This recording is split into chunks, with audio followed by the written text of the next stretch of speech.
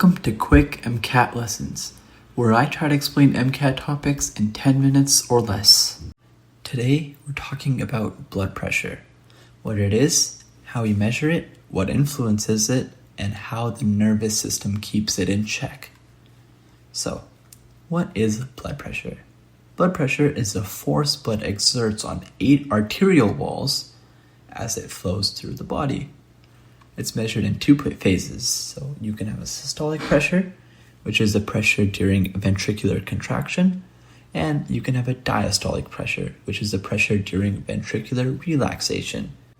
Blood pressure is set as the numerator over the denominator, which is systolic over diastolic pressure. An example of this, you would have heard 120 over 80. 120 is your systolic pressure, 80 is your diastolic pressure. And the normal range for blood pressure is between 90 over 60 and 120 over 80. So if you have a consistently higher blood pressure than 120 over 80, you have hypertension, which is high blood pressure. And on the other hand, if you have a consistently lower blood pressure than 90 over 60, then you have hypotension, which is low blood pressure. You can measure blood pressure using a sphygmomanometer. Now, granted, it isn't used as much nowadays, but when it was used, it came with a cuff and you would have a stethoscope. You would inflate the cuff to stop blood flow through your brachial artery, which runs from the shoulder down the elbow, and then it branches into the radial and ulnar arteries, which supply the forearm and the hand. And as pressure is released, you would hear a sound. This would be your systolic pressure. It's also called Korthoff sound 1. And the point where the sound disappears would be your diastolic pressure. So what determines blood pressure? Well, blood pressure is cardiac output multiplied by total peripheral resistance. Well, what do these things mean? Well, cardiac output is heart rate multiplied by stroke volume, and total peripheral resistance is determined by the resistance of arterioles. Now, it's important to note that arterioles are the main site of resistance, and this is where blood pressure drops the most compared to arteries. They regulate total peripheral resistance through vasoconstriction and vasodilation. Now, resistance refers to how much blood flow is opposed by the vessels, and it's primarily determined by 3 factors. The first is the vessel radius. This is the biggest factor. If you have a smaller radius, then you would have a higher resistance. And this is explained in Poiseuille's law, which we will talk about in fluid dynamics. The second factor is vessel length. The longer vessels you have, the more resistance. And the third is blood viscosity. The thicker blood, the more resistance. These should all be intuitive to you. If you imagine a vessel as a hose or something, the bigger hose you have, the more easily the water is going to flow. The longer it is, the more pressure you're going to need, and the thicker the fluid is, the harder it's going to be. So how does the neural system regulate blood pressure? Well, as we talked about last time, parasympathetic regulates it using the vagus nerve. It releases acetylcholine, which binds to M2 receptors on the sinoatrial node.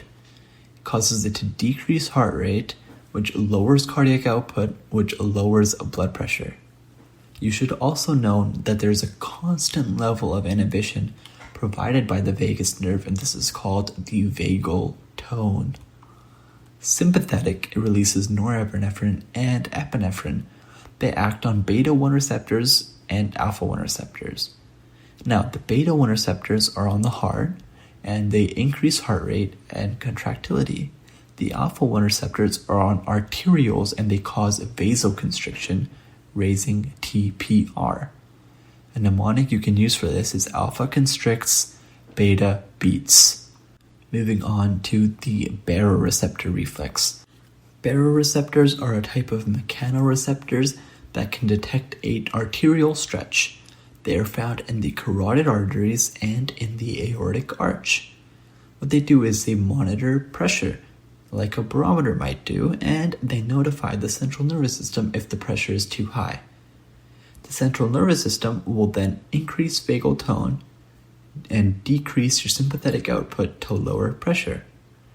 When pressure is too low, this means there's less stretch than needed, and then the opposite effect happens with vagal tone decreasing and your sympathetic output increasing.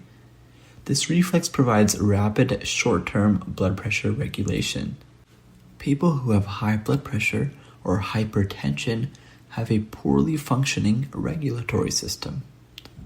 Before we finish, I want to quickly go over VTAC. So you may have heard VTAC in any medical show, and it stands for ventricular tachycardia. This means that there are very rapid ventricular contractions. This is not good for the heart as the ventricles fill up with blood during relaxation, and in VTAC, the heart essentially stops pumping any blood because it's beating so fast because you're not allowing that ventricular relaxation and the ventricles are not filling up with any blood. This causes your pressure to drop so steeply even though your heart is beating crazy fast. So a quick recap. Blood pressure is cardiac output multiplied by resistance. Resistance is mainly controlled by the arterial diameter. And finally, your nervous system, with the help of baroreceptors, regulate your blood pressure quickly and reflexively. That's it for today. In the next episode, we'll cover the hormonal regulation of blood pressure.